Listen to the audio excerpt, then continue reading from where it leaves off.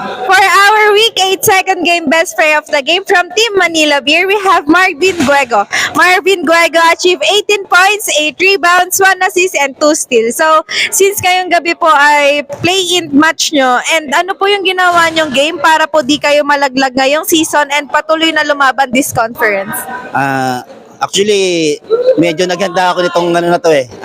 Kasi nung nakarang game namin, hindi ako nakapaglaro. So, sabi ko, babawi ako sa team ko. Siyempre, unang-una rin sa lakas, naghanda ako. Ganyan.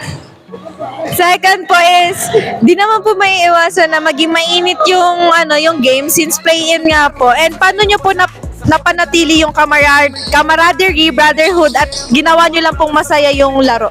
Ayun, basta ako nilaro ko lang yung dapat yung laro. Tiwala lang ako din sa mga teammates ko, sa head coach.